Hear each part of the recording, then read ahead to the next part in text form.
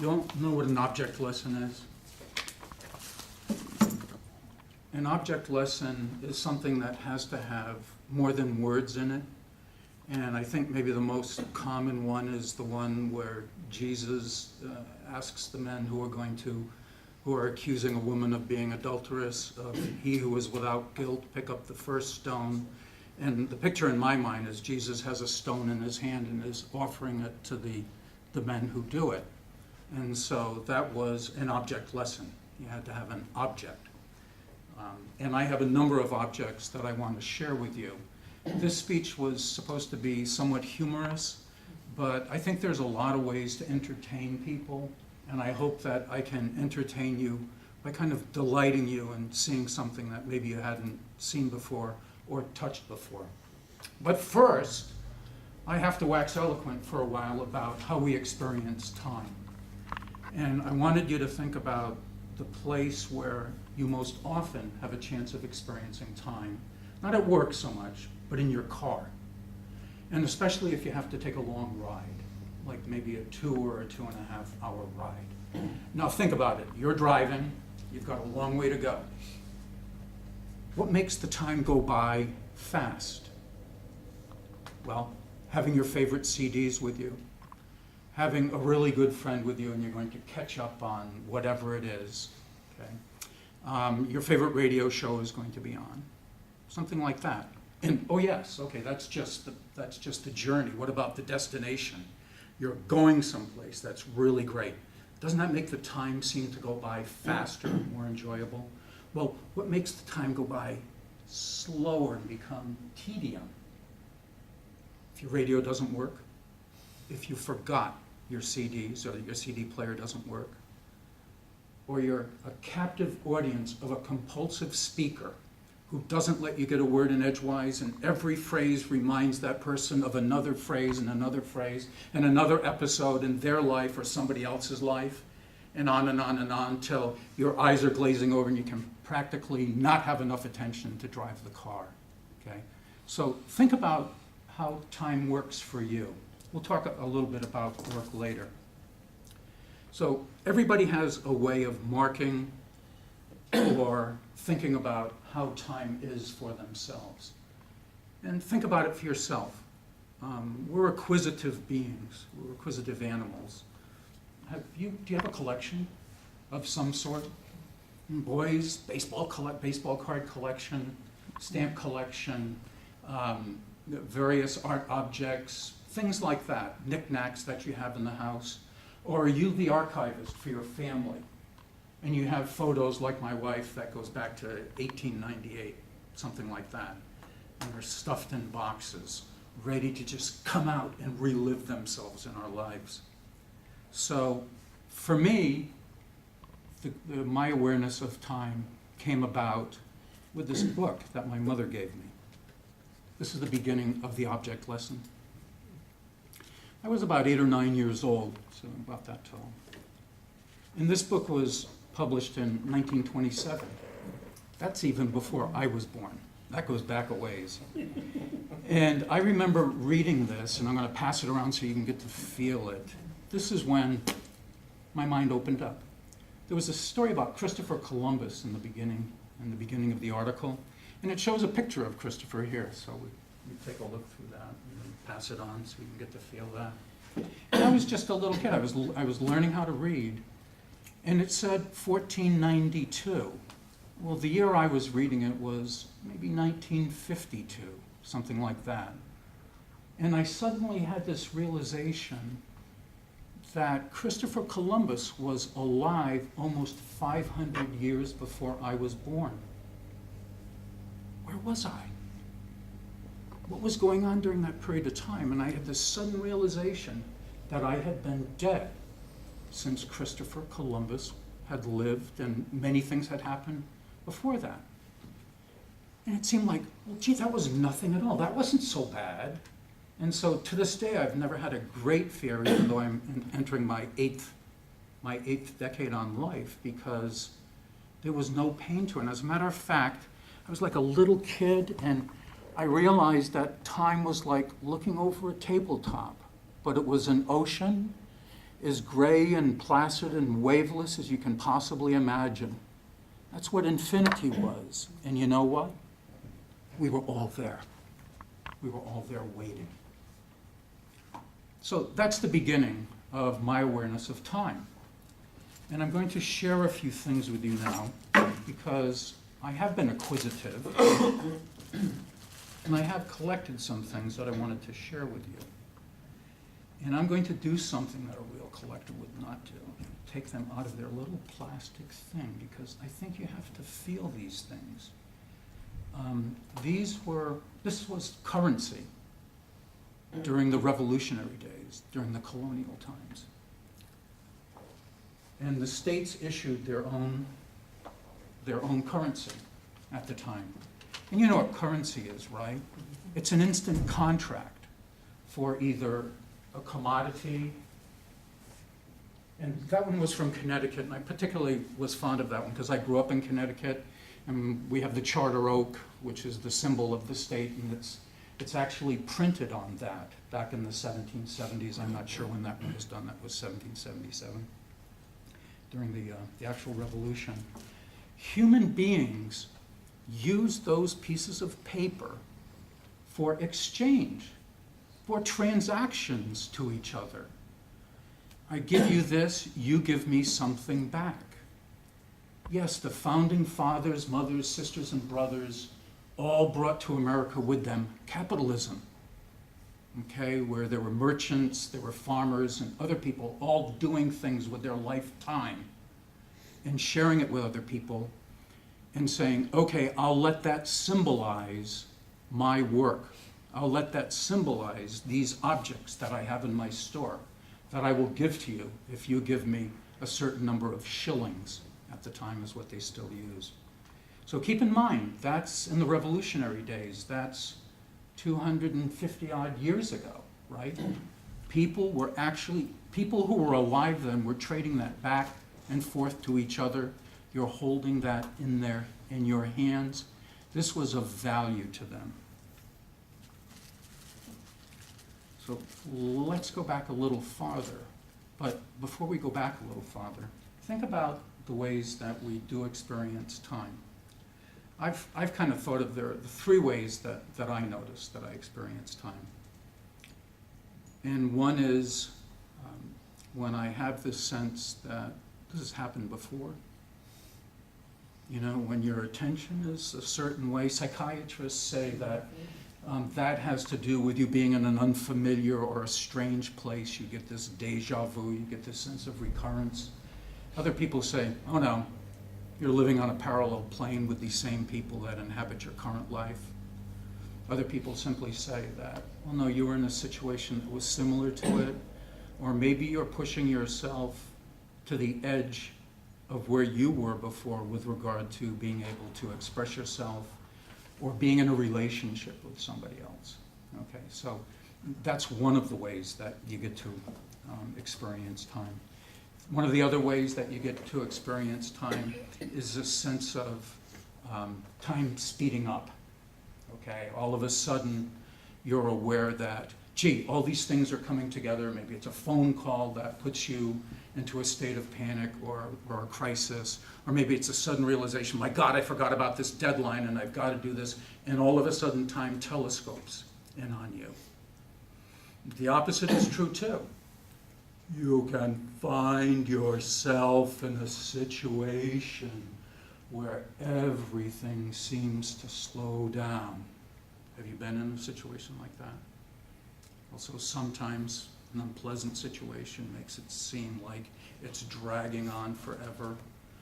Or maybe you have a preternatural sense of what's taking place around you, like in Occurrence at Oak Creek by Ambrose Bierce, who talks about the last few seconds in a man's life, and he gets to experience almost his entire life.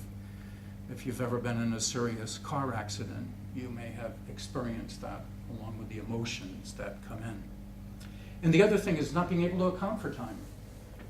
How many times have you gone home and your significant other, whether it's your husband, your wife, your child, or a friend who's visiting, says, what happened at work today? And before you can even think of it, you say, oh, nothing. Now, wait a minute, were you abducted by an alien for the entire day and you can't account for it? Okay. Or was it simply that you were doing your routines and there was no experience in your day that radiated to the point where you could say, I actually had an experience? No, I was just doing my rote stuff. I was on automatic pilot. End of the story. So those are different ways that we get to experience time. Now, this one's in there, so I'm not going to open it up. There is one that I will open it up for you. This was printed. This is a coin printed in the 300s, 300 AD. And this was issued by Constantine. And Constantine was the great emperor who brought the Catholic Church together. And on one side, there's a picture of Jesus. And on the other side, is that right, or is it Constantine?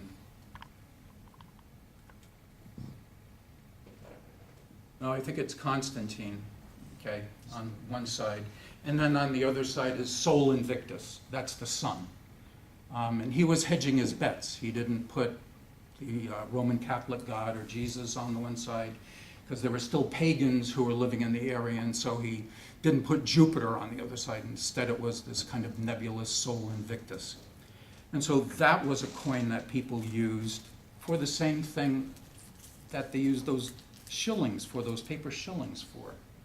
But they didn't have the great capacity to do paper printing. Gutenberg hadn't invented the presses. This other coin that I'm handing around was actually done 300 years, 3 centuries before the birth of Christ. It comes from Syria. And on one side, and I just love the symbolism of this, is Nike, and on the other side is Athena. On the one side, you have the goddess of wisdom, and on the other side, you have the goddess of war. And I thought, wow, that's a really nice kind of hedging of your bets, or symbolization of how civilizations grow. And in part they grow through wisdom, and in part they grow through acquisition, just like we do, through war and aggrandizement and violence. On the one side you have your peace, your harmony, your accord, and on the other side you have the violence that takes place in daily life in its number of different ways. So we've gone back a couple thousand years so far. Okay? And again, think of it, the thing that you're holding in your hand was something that human beings used as transactions. And I always find it fascinating to think about, okay, here I am in this time, and people were doing something very similar to what I'm doing in this time, millennium ago. And sometimes you can even have a sense of the energy off of something like that. When something's been touched often enough, when something is repeated often enough, it has a certain radiance and vibration to it. And this does for me. This is supposed to be 40,000 years old. It's a chipping tool. This is a tool that either a Cro-Magnon or a Neanderthal used to chip the flesh and muscle away from the bone of an animal. And you can see the different planes to it. You can feel the sharpness on the edges. And I love the thought of it. And it fits right into the palm of your hand. When you get it, hold it like this so you can actually feel it. And it does have a certain radiance to it. Now, what I don't have is provenance. You know what provenance is? It's the second word of the day. Provenance is proof that it really is 40,000 years old. How am I doing for time? I'm good. Impossible. Okay, so 40,000 years ago, somebody used this for a basic function of daily life. And it's not like today. Think of all the time saving that takes place. I don't need to chip meat off of a bone. I'm just going to go to either Rayleigh's or Save Mart and pick up the list that I have in my back pocket that my wife has for me, and she wants to get some chicken liver to cook up tonight. Didn't have to slaughter the animal, didn't have to quarter it, didn't have to take out the livers of various chickens to get this. I'm just going to go in there and buy it. Think of the time it saved, but think of what it would be like to have to do that yourselves. And think of what you do instead. Think of what you do instead of having to go out and do those activities of daily life to survive. Now, this is great. And this tells us something about design as well as time. This is an Arthroceras. It's a squid-like being that lived 500 million years ago. Whoa, gives me goosebumps. See my hair standing on end when I think of 500 million years ago? Where was I for those 500 million years while these creatures were floating around? And I just love it because the way they lived tells us so much about our own lives in the metaphor. They're composed of segments. I believe each has 6 segments. And it had a bundle of nerves on the top segment, which we would call a primordial brain of some sort, nervous system. And so our lives have segments in it when you think about it as well. And it propelled itself in a particularly interesting way that I find somewhat humorous. It sucks in water and it blows it out its butt. And that's how it propels itself forward. And that's kind of what we do, right? At the beginning of the day, you suck in your schedule that you have for the day, right? You know, at 9 o'clock you have to do this, at 10 o'clock you have to do this, at 11 o'clock maybe you're going to take your break, at 12 o'clock you're going to go to Toastmasters, at 1:15 you're going to be doing whatever it is. And during your entire day, you have the segments of your day right on after work too. Like, I know what Dave does when he goes home. He's got to take care of the kids while the wife does the cooking probably, huh? And then he cleans up the dishes while she takes a break. And then she does something with the kids. Maybe she cleans them up and then he has to go tell them stories. So Dave's got his day segmented right up through the thing. It just propels him right through the day. All of us, I think, are like that. When I was working full time, I noticed I had to turn around and it was already 5 o'clock. My day was full. I was propelled through the day just like those Arthroceruses who lived 500 million years ago were. And think about it.